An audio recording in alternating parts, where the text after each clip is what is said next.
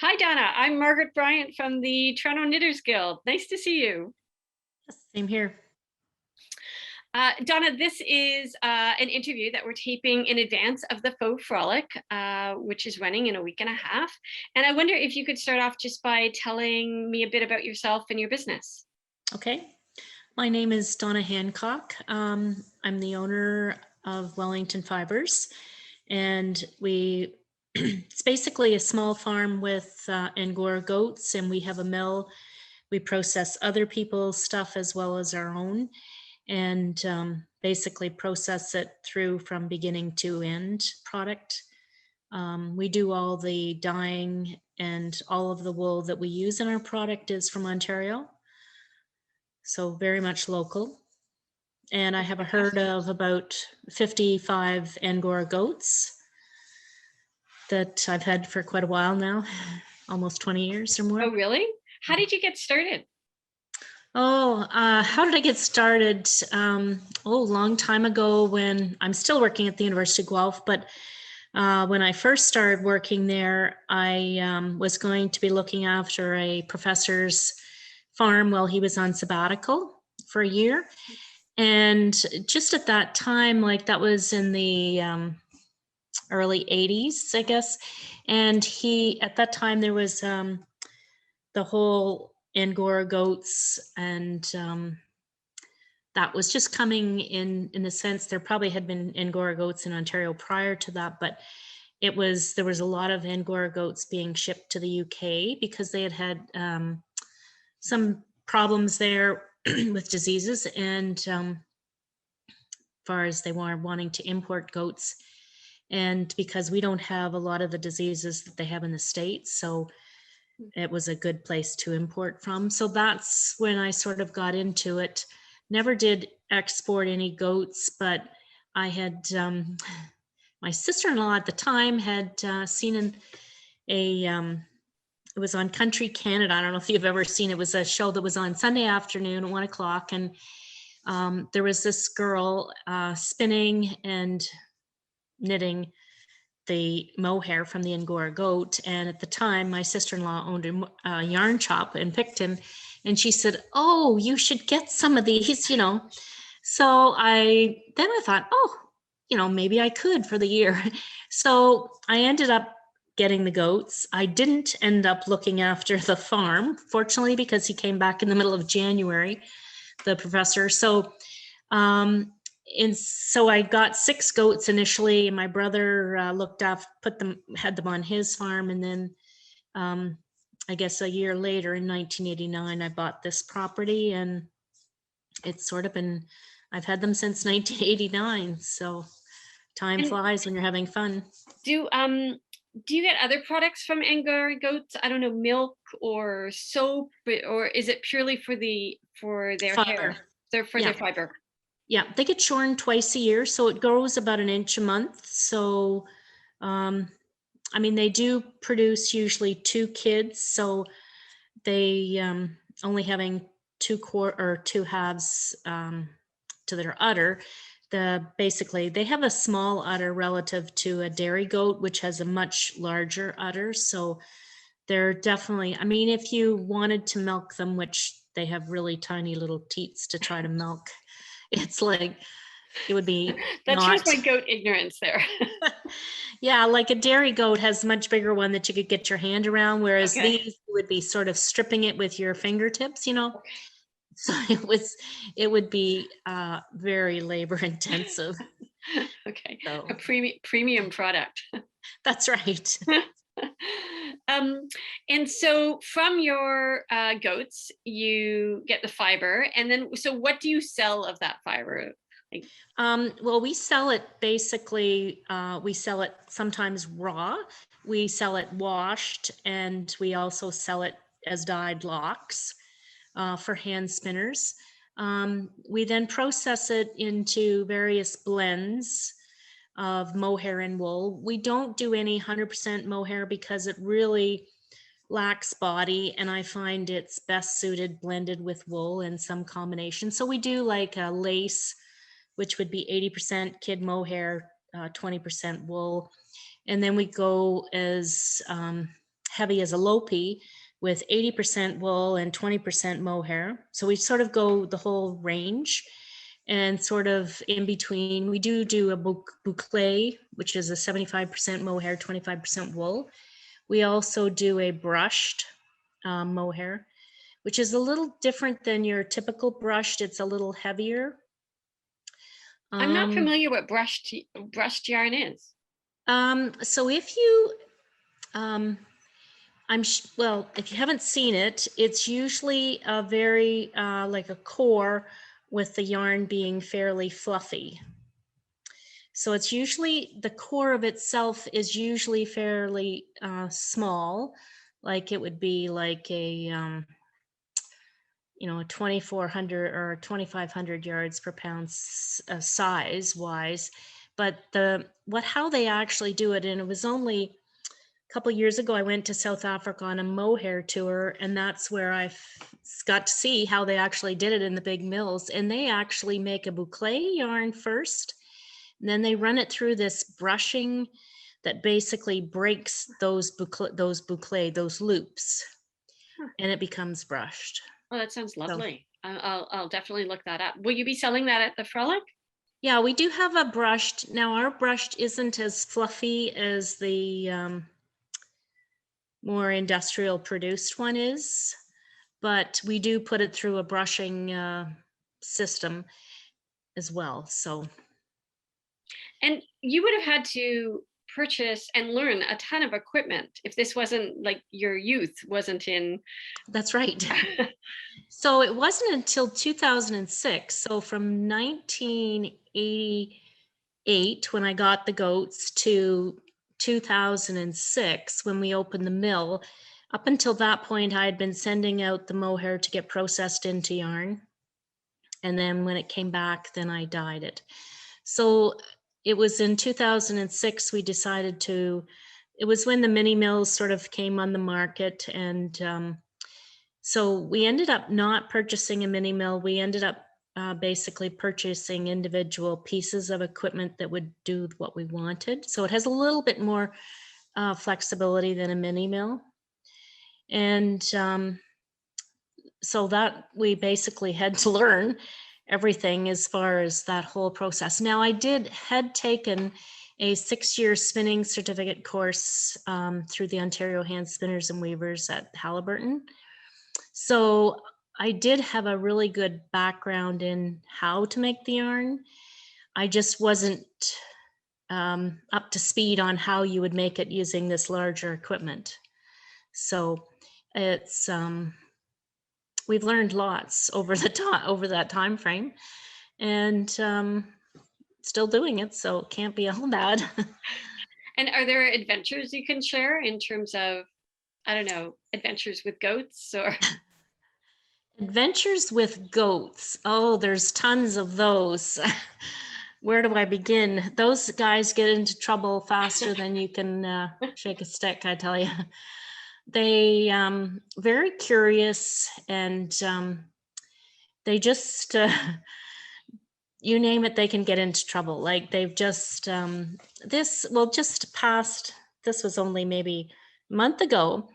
I was in the mill here, and it was a Sunday morning, and all of a sudden I hear this noise, and I'm thinking somebody's in major distress. I look out the window, and 2 goats have got themselves intertwined in the electric fence. Ouch. And the electric fence is on. Ouch. So I quickly run out, hit the kill switch, run over and try to get the 2 of them. So the one had it wrapped around her neck twice, like this is the polycord electric wire, fortunately. And then the other one had her horns wrapped into it as well. Don't ask me how this happened, like how one would have got it wrapped around her neck twice, and then over her horns, and then the other one had her horns mixed in as well. So fortunately I was able to get them undone and out of there, but it's like, what do you guys do? Stand all morning thing? How do you doing gymnastics of some sort? Oh, they can get into trouble. It's just you really have to kid-proof everything in the sense that you're trying to think, okay, how could they maybe get into trouble? Because they will do it. And tell me, do you have like a physical store location that people can come to and Yes. see the goats as well? Yep. Yep. So we basically have the barn, and right beside the barn is the mill, which is a building that's 100 feet by 24 feet wide. And it's basically divided in three sections. So the one section is the store area, and then the middle section is the mill, and then the other section at the end is sort of storage for fiber and that. So you can see the goats as well as see the yarn and see the process. So And within your store, is it just your yarn or the roving, or what? Do you have other yeah, things so to sell so as well? we sell yarn and roving, and we do sell kits. So I make up small kits for things like hats and shawls and a number of vests. And we also sell spinning equipment. So we have hand carders and um, spinning wheels. I also teach spinning, hand spinning, as well as weaving. So I do have some looms here as well, where I teach classes when that's happening. We do sell a fair bit of fiber for needle felters as well, mainly dyed wool for them. And that's probably about it.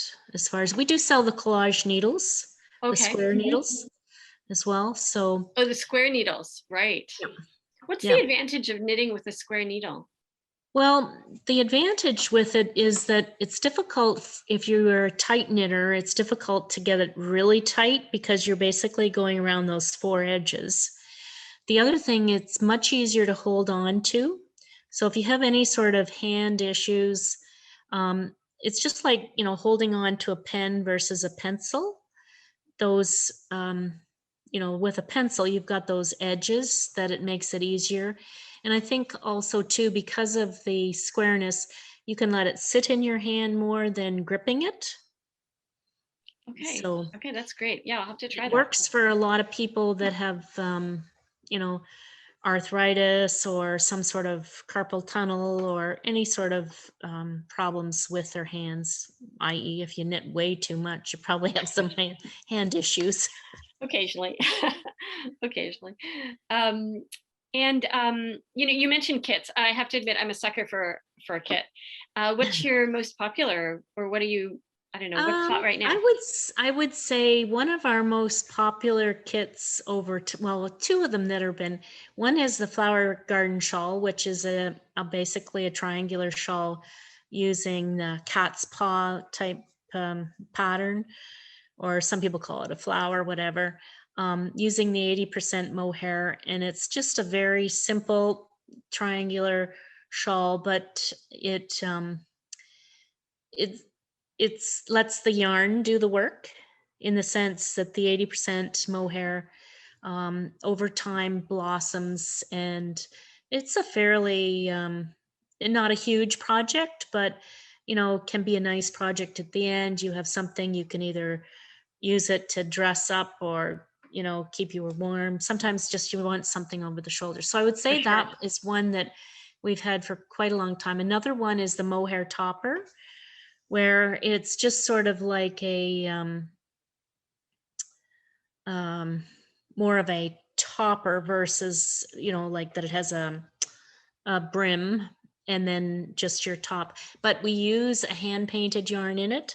So with a solid, so that it works, the patterning is it's just knit, but the patterning is just by carrying that hand painted yarn. So it just, that's one that we've had for a long time. Likewise, that shawl. And they're sort of classics in the sense that they're not super trendy. You know what I mean? Mhm. Like 10 years from now, that shawl would still look great. You know what I Absolutely. mean? It's not going Completely to go out of understand. Yes. style. I mean, especially when we put so much effort into these projects, you really want them to have life past this current season. Yep. Yeah, for sure. Yeah. And I think everybody is, well, I shouldn't say everybody. I would say a lot of people are now really looking at having quality things versus quantity of things.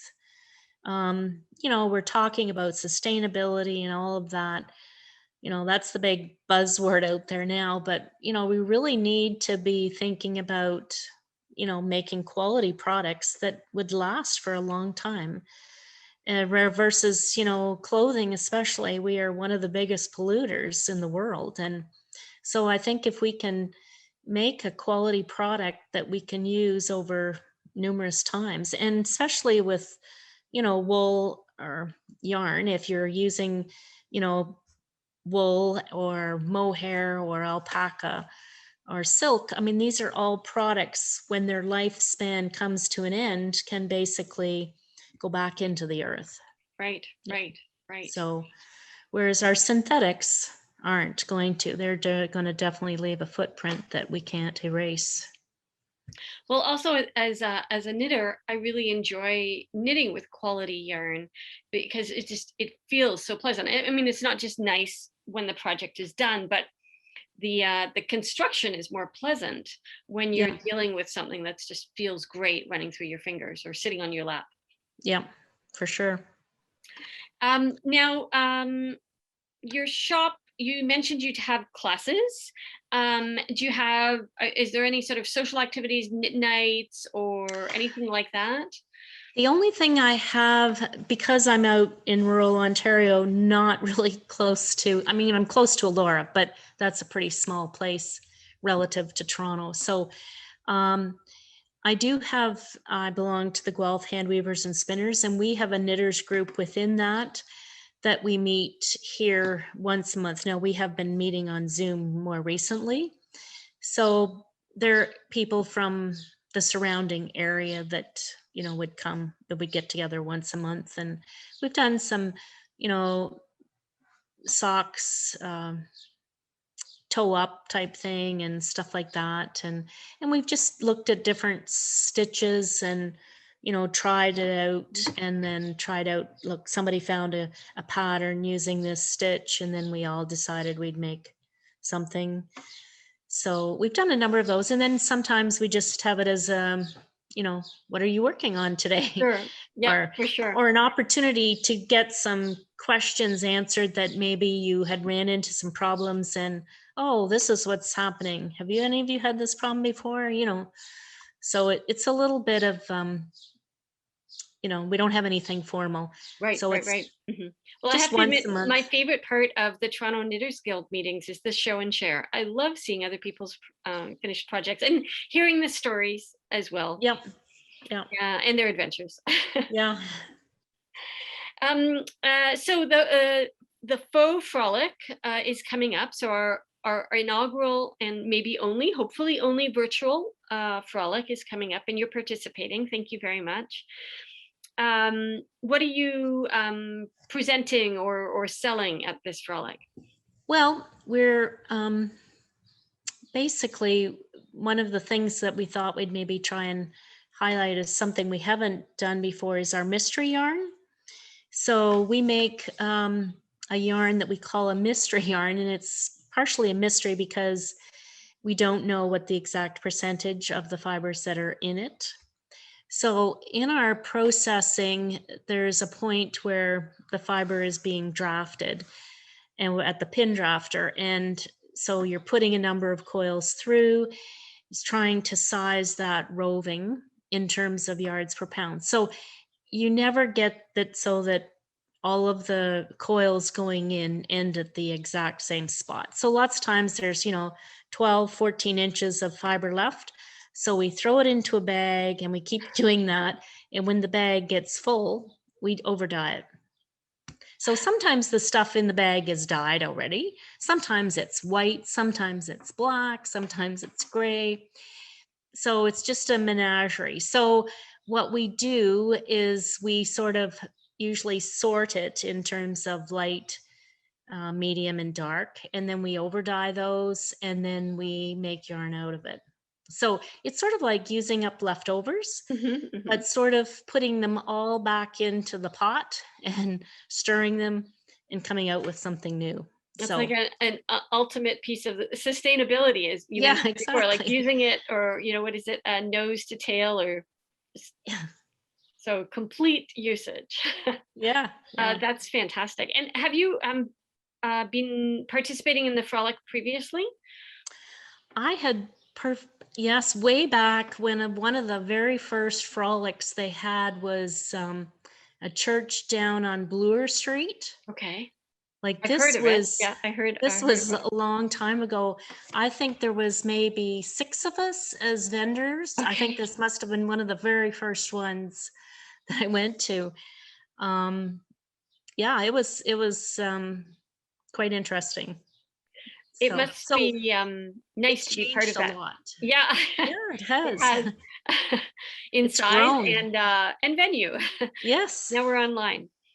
Yeah. It must be nice to be part of that developing fiber community that's happened in southwestern Ontario.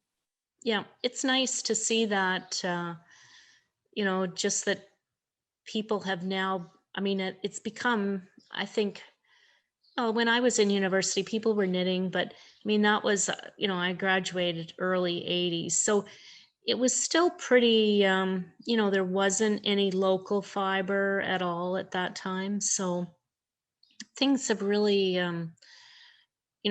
changed. And even I would say too, in the beginning, a lot of the knitters were older. Not to say that I'm not older now, but I still think of myself as being young. But Of course. um, it's really, I would say that whole, when you look at being, at the Frolic and all of these fiber events, that the age has really got much younger. Like there's um, a lot more younger people out there knitting, a lot more men now you're seeing knitting. It's just, it's really good. I think it's the best therapy anybody can have. Mhm, mhm. I agree. I certainly love it. Love it. I think about it knitting. That is knitting and yarn. I think about it a lot of the time. Yeah. A lot of the time. Donna, thank you so much for chatting with me today, and I really look forward to seeing you at the Frolic virtually, and again, yeah, and maybe we'll see some goats at the Frolic too. Maybe that would be fun too. I don't know, some goat pictures. Anyway, thank you so very much for your time. Okay, you're welcome.